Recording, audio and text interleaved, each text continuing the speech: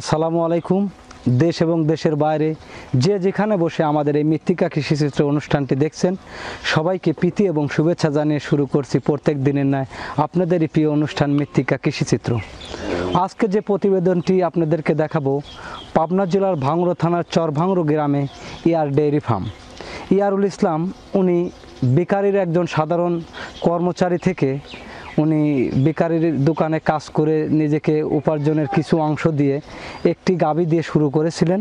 তারই সফলতার গল্প পর্যায়ে কমে এগিয়ে চলছে, তারই সন্ধান পেয়েছি আমাদের গাড়িবহর মৃত্তিকা কৃষিচিত্রে। গাড়িবহর এখন চলে আসছে পাবনা জেলা ভাঙড়া থানার চরভাঙড়া গ্রামে ইয়ার ডেইরি ফার্মে।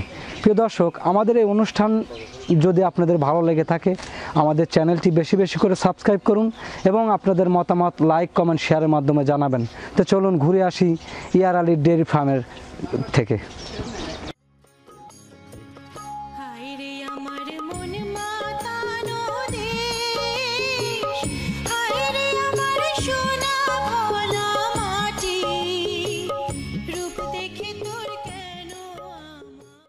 প্রিয় দর্শক, ইতিমধ্যে আমরা পৌঁছে গেছি সেই কষ্ট করে যে যিনি বেকারির দোকানে কর্মরত ছিলেন, কর্মচারী হিসেবে কাজ করছেন, সেই ইয়ারবার কাছে।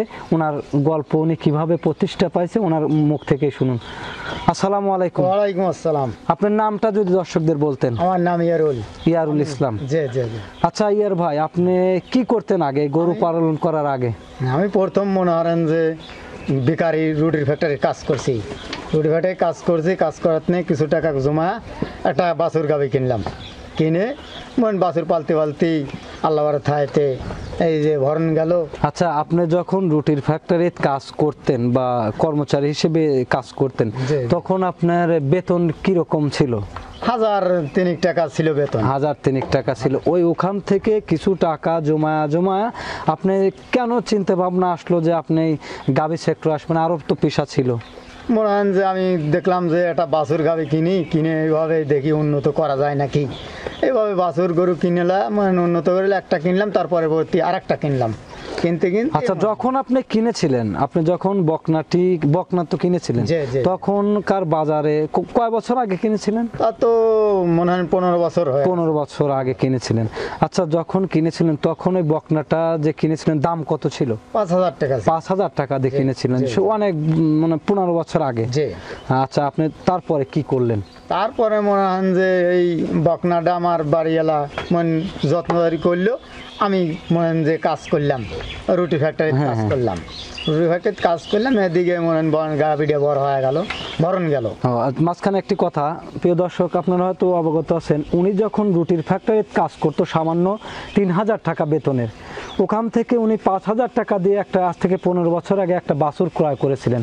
সেই বাছুরটা ওনার ফ্যামিলি, ওনার ওয়াইফ লালন পালন করছে এবং মাঝখানে উনি কাজকর্ম করছে। আচ্ছা, তারপরে কি করছে? তারপরে মনে হারান যে এই একটা গাভীত নেই, মনে যে বিয়ে এলো, দুধ দিলাম, বেচতে বেচতে গাভী কিনতে কিনতে এতটি গাভী হয়ে গেল। এতটি আপনার কতটি? আমরা শুনছি অনেকগুলো গরু হয়েছিল। আমার মনে হয় 17-18টা গরু ছিল। এই যে মনে এই এটা ওটা করতে বেঁচেছি, এখন এই কটা আছে। আচ্ছা, আমরা দেখতে পাচ্ছি আপনার গোড়াগুলো সেরকম সেইভাবে করেননি বা তত উন্নত সেট করেননি, এবং চিন্তা ভাবনা আছে যে ঘরটা করছেন, দেখতে পাচ্ছি ঘরটা তো এখান থেকে এই টাকা দিয়ে করেছেন। এই ঘরটা এই আইরে পালেছি, আইরে পালে গরু গাইও বেচছি, বেচে ঘরটা দিছি। তার আর একটা গরু সারা দিয়ে গোড়াও পাকা করবো, চিন্তা চেতনা আছে বড় করার জন্য, গোয়ালের সিস্টেম করবো। আচ্ছা এর ভাই, যখন আপনি বেকারির দোকানে কাজ করতেন তখন সে অবস্থায় আপনার বাড়িতে যে লালন পালন হলো, সে পর্যায় থেকে এখন টোটাল আপনার গরুগুলো কিরকম ছিল এবং কিভাবে আরো এগিয়ে চলছেন বা কি কাজগুলো করতেন যদি দর্শকদের বলতেন? মনে করেন যে আমি যখন বেকার কাজ করলাম, তারপরে এসে মনে করেন যে এই গরু মনে করেন যে ঘাস কাটলাম, এই গরুর সাথে চমক দিলাম, চমক দিতে দিতে মনে করেন যে আমার উন্নত হলো, গরু বাড়তি করলাম, আস্তে আস্তে বেড়ে বেড়ে চলছে। আচ্ছা, আমরা অনেক ক্ষেত্রে অনেক সেক্টরে ঘুরি, অনেকজনের সফলতার গল্প তুলে দেয়। আপনার গল্প আমরা অনেক দূর থেকে শুনেছি। আপনি অনেক কঠিন কায়িক পরিশ্রম করে আজ এত দূর আসছেন, জি। যে সেক্ষেত্রে আসছেন আপনি কি জাতের গাভী দিয়ে শুরু করেছিলেন প্রথম? আমি দেশাল গরু মনে করেন যে দেশাল করাস সিস্টেমের ওই গরু দিয়ে শুরু করেছিলেন। আচ্ছা, আমরা এখন জানবো আপনাদের কাছ থেকে, এই দেশাল গরুই আপনার লাভজনক নাকি আপনার উন্নত প্রযুক্তির গরুগুলো আছে যেমন হলস্টিয়ান, ফিজিয়ান, জার্সি, মুন্ডি, এই সকল গরু? হ্যাঁ, অস্ট্রেলিয়া গরু আছে, মানে এই গরু নিয়ে আমার উন্নত হওয়া ধরল। অস্ট্রেলিয়া গাভীগুলো থেকে উন্নত জাতের যে জাতগুলো আছে বাংলাদেশের আবহাওয়া উপযোগী ওইগুলো সংগ্রহ করেছিলেন। হ্যাঁ, আচ্ছা, সেই পর্যায়ে সংগ্রহ যখন করেছেন তখন আপনার ফার্মে কতটি গাভী ছিল? মানে 7-8টা গাভী ছিল। 7-8টা গাভী ছিল। এই গাভী গরুর পাশাপাশি আপনি কি ষাঁড় গরু বা মোটা তাজাকরণ করে থাকেন? হ্যাঁ হ্যাঁ, তো করতে আমি আর গরু পালছি, মানে এই গাভীর সাথেই মনে হয় যে ষাঁড় গরু পালছি, ষাঁড় গরু বেশি উন্নত হয়েছে, তো মনে হয় তো ঘরটা দিছি। আচ্ছা, গাভী গরু কি কি খাবার গুলো আপনারা দিচ্ছেন? ভুসি খাওয়াই, নারকেলের খোল খাওয়াই, গুঁড়ো খাওয়াই, এই তো এগুলো দিয়ে মনে হয় যে খাওয়াচ্ছি। ফিট খাওয়ান না? না, ফিট খাওয়াই নেই এখনো, মনে হয় ফিট খাওয়ানোর কি করি নেই। আচ্ছা, যে এই যে গাভীগুলো যে অনেক বছর যাবত লালন পালন করছেন, আপনি একজন অভিজ্ঞ বা সফল খামারি বলা চলে, সেক্ষেত্রে গাভীগুলোর কি রকম রোগ বালাই এই সম্বন্ধে যদি আপনি কিছু বলতে পারেন, কি কি রোগ সাধারণত গাভীর দেখা যায়? ধরেন এখন জরা রোগই বেশি দেখা যাচ্ছে, মানে খারি এফএমডি রোগ। হ্যাঁ, খারি জরিয়ালা, গরু শুয়ে ঘাস খায় না, এইরকম রোগই বেশি দেখা যাচ্ছে। আচ্ছা, এই রোগের লক্ষণগুলো কি? কিভাবে এই রোগটা আপনি বুঝতে পারেন যে আসলে জ্বরছে গরু বা এফএমডি আক্রান্ত হয়েছে? মনে প্রথম ঘাস খাবার দেয়, মুখে লাল আসে, এইভাবেই খাবার দেয়, ঘাড় মা পচে যায় মুখ টাক দিয়ে, এই তো। প্রিয় দর্শক, আপনারা হয়তো অবগত আছেন যে একটি কথা আমি আর একবার বলছি, এফএমডি রোগ অর্থাৎ খুরা রোগ যাকে বলে, এই রোগটি গাভী গরুর সেক্টরে গাভীকে ধ্বংসর পথে নিয়ে যায়। তাই আপনারা সজাগ থাকবেন, এই রোগের ভ্যাকসিনগুলো বা এই রোগের টিকাগুলো সময় মতো ডাক্তারের শরণাপন্ন হয়ে আপনারা এই টিকাগুলো দিয়ে থাকবেন। তবে দর্শক, ওনার সঙ্গে আরও কথা হবে। আচ্ছা ইয়ারুল ভাই, আপনার সংসারে এখন কয়জন আছে আপনার ফ্যামিলিতে? আমার 2টা ছেলে আছে। 2টা ছেলে? ছেলে 2টা মনে হয় এখন লেখাপড়া করতেছে, একটা 7-এ পড়ে, একটা ক্লাস 2-3 পড়তেছে, এই তো এইভাবেই আমি লেখাপড়া করাচ্ছি।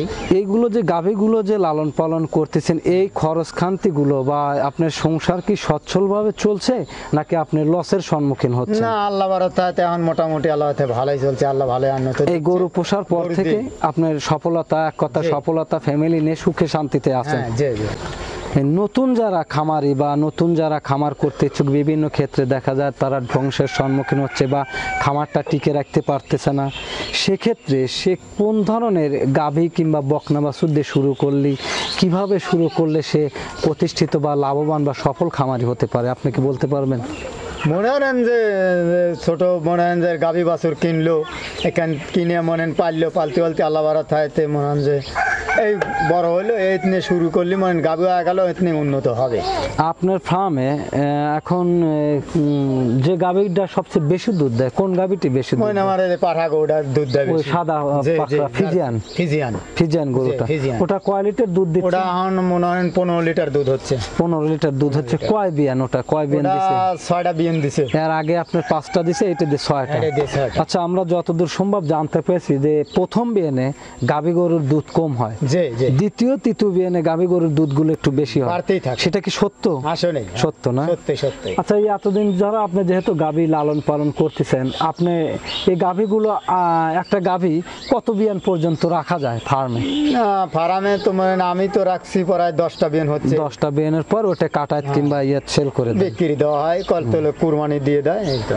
আচ্ছা, এখন আপনার টোটাল কত লিটার দুধ হচ্ছে?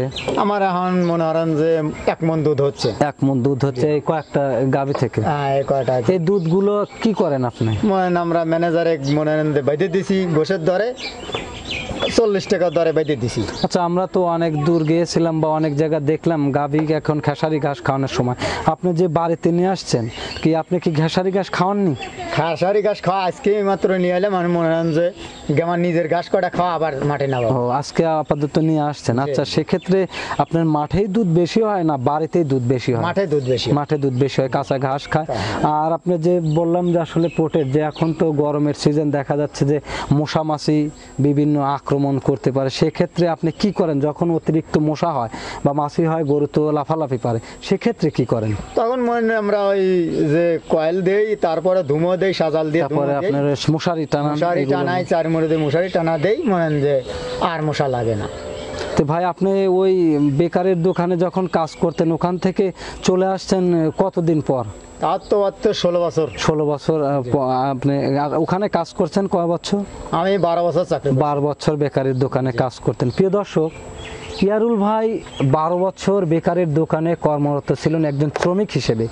উনি কিন্তু ওনার কষ্টের অর্জিত কিছু টাকা দিয়ে একটি বকনা বাছুর দিয়ে শুরু করেছিলেন ওনার এই ফার্মটি।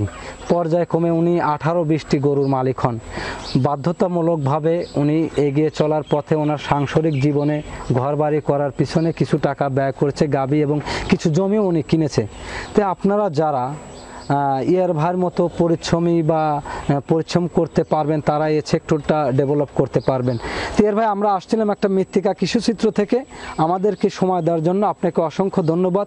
দোয়া করে আপনার ফার্মটি আরও পরিপূর্ণ এবং ভরে যাক, এই প্রত্যাশাই করি। আসসালামু আলাইকুম। ওয়ালাইকুম আসসালাম। প্রিয় দর্শক, ডেয়ারি ফার্ম এখন সব জায়গায় প্রতিষ্ঠিত একটি ফার্ম। আপনারা যারা আমাদের মাধ্যমে জানতে চান বা কোনো সফলতার গল্প যদি তুলে ধরার ইচ্ছে থাকে, তাহলে আমাদেরকে জানাবেন। আমরা আপনাদের ওখানে চেষ্টা করব আপনাদের সফলতার গল্প তুলে দেওয়ার জন্য। আরেকটি প্রতিবেদনে বা আরেকটি অনুষ্ঠানে আপনাদেরকে দেখা হবে। শেষ পর্যন্ত আজকের মতো বিদায় নিচ্ছি। সবাই ভালো থাকবেন, সুস্থ থাকবেন। আল্লাহ হাফেজ।